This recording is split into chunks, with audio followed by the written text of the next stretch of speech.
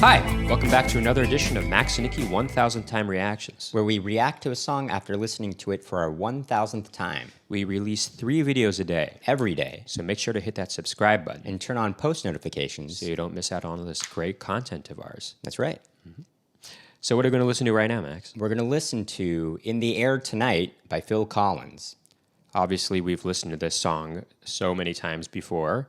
Well, not obvious. Well, I guess it is obvious based on and for all intents and purposes, we're going to call it our 1000th time. But before we do that, just like to remind you, as we usually do, that we have another YouTube channel called Max and Nicky, on which we perform oldies, tunes, jazz standards, and originals in that vein. And we also got comedy videos on there as well. Mm-hmm. But for right now, let's take a listen to In the Air Tonight by Phil Collins. For our 1000th time. Here we go.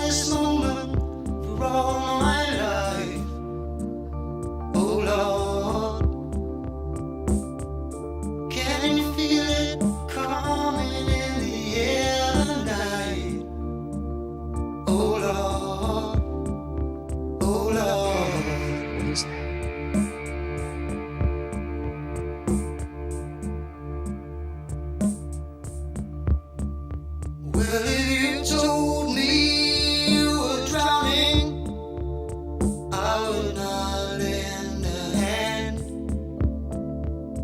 I've seen your face before, my friend, but I don't know if you know who I am.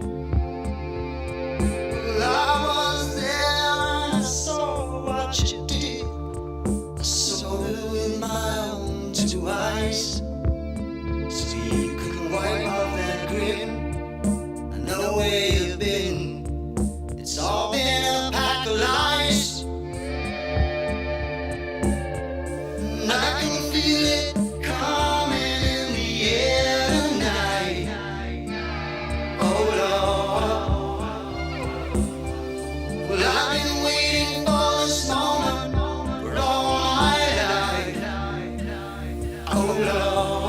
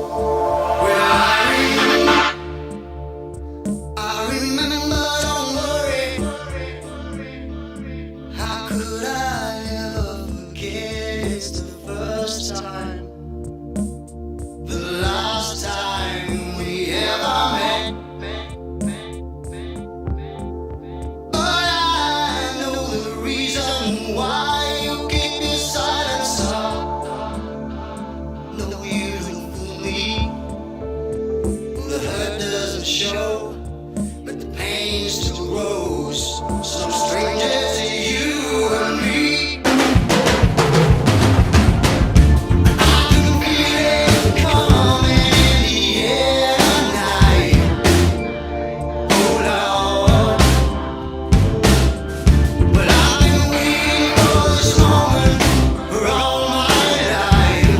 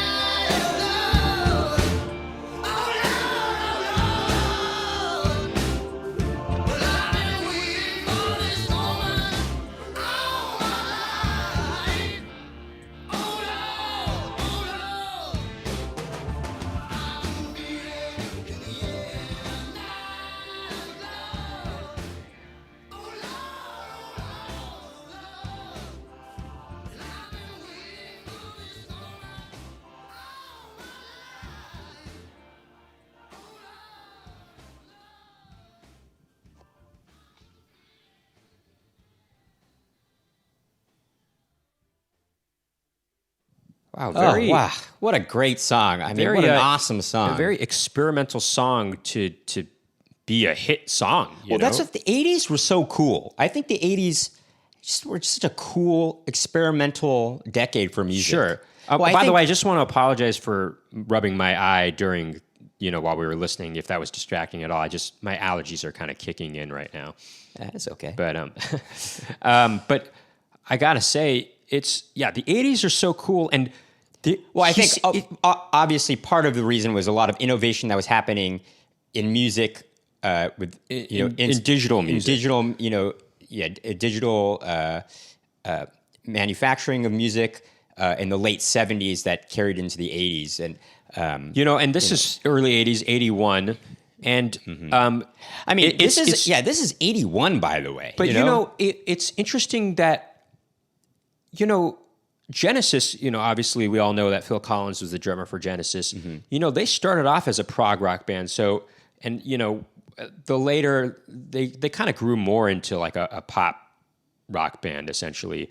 But this sounds very progressive. It makes sense that this would sound the way it does because the Genesis has roots in prog rock, and this is very almost kind of proggy for the 80s in a way. Progressive. It's I progressive. wouldn't call it prog. No, it's not prog rock is a different kind of sound, sure, for sure. But it has a progressive thing. I mean, first of all, Phil Collins is a drummer. But the 80s were very progressive. What's cool about this song? I mean, there's so many different sound effects going on throughout the whole thing. Sure, it's cool that it for a while it has this very ethereal kind of feel to it because it has this sparseness to it, with these effects that are just happening all. Sure, there's like these digital sounds going on, No, and real instruments too. I know.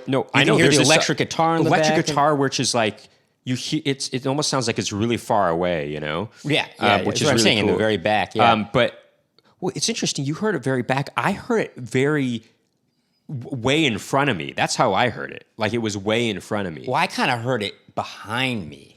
Interesting. But behind me, I felt like I heard these doot, doot, doot, doot, doot, like these little digital sounds. Well, I heard that in the left ear, and it might be in the middle too. But what's also interesting, it wasn't. I think. Yeah. Well, anyway, there was a lot going on too. I mean, there was the delay on his voice. Of course, it was a very kind of slapback delay. But I think there was also an extra thing on there too that made it sound especially. Well, but there's also he's harmonizing with himself, but his harmonies all the way to the left here. Yeah, it comes, but the harmonies are delayed though. But there's also, a delay in there's the harmonies points too. where the harmony vocals sound like really distorted, almost like it sounds like a monster harmonizing with Right, him, yes, it has but it's distorted and delayed effect, and then you hear not just the slapback delay, or that really short delay on his voice, but then you start to hear an even longer duration delay, which is cool. What's also interesting, and we apologize if you hear any noise from our sync. It's just the delay coming from our voice. No, I'm just kidding. Our sync is a little bit of a problem, but we I was going to say was obviously it starts off with this sort of drum machine, which is really interesting. Or it's almost like a metronome, actually. I mean, it's right. It's not playing any kind of. It's keeping a time, of course, right? But it's not playing. It's not playing like a drum kind of thing. It's not trying to substitute for a drum. But what's interesting about that is Phil Collins is a drummer, right? And that he substitutes drumming in the beginning, and then later on. In the song, that drum fill is very famous. That's a very iconic, very iconic drum fill there, and that's you hear those real drums. But the drums sound very progressive for the time. They were going into the 80s, and that snare drum has that gated reverb on it. Gated reverb that the 80s would become synonymous with almost, gated reverb. Sure. Everyone always says, why did the drum sound particularly 80s in the 80s? What's with that? And it's because what actually happened, I think, first on a Genesis, I think there's two things happening concurrently. It was on a Genesis song when I think Peter Gabriel was still in the band. I think, I could be wrong about this, and there was an accident where something got fed into the speaker of the guy who was in the booth speaking to the band who was in the, where the musicians play. In the studio. And I think one of the microphones picked that up, or the drum, when it was hitting, one of the drum microphones, something happened where there was some feedback or something happening, and it created this effect, which is called gated reverb. And what that essentially... I'm not totally... but I'm kind of messing up if you know the exact story, why don't you write that in the comments below? But essentially, if you don't know what gated reverb is, the sound of it is this sort of... it's like a... Right. Kind of sound, But it's kind of like that, yeah. As you go later into the 80s, you can hear it more clearly. It gets maybe the reverb is a bit bigger. It makes the snare or the kick drum sound really airy. Big. Airy too. Airy. Well, in the air tonight, obviously. In the air tonight. Well, there you go. But I think it first happened. It was I'm on pointing accident. that way because that's where Max's laptop is. It was on accident, and then also I believe Ecstasy. Oh, yeah, the band Ecstasy. The band Ecstasy. Yeah, Ecstasy, yeah. Or Ecstasy is how, I don't think they pronounce it XTC. But I think they did that too, I think. What, with the, we're all just... Making Plans for Nigel? Plans for Nigel? I think it was on that one too. That's a good song, by the way. Check that out. We'll probably do a reaction video to that song eventually. I could be wrong. It might be another song by them. But I think it was happening. I think both of them there was some things going on there in the studio that led to. Anyway, you guys can look it up. I'm sure there's a bunch of articles about the story behind gated reverb. But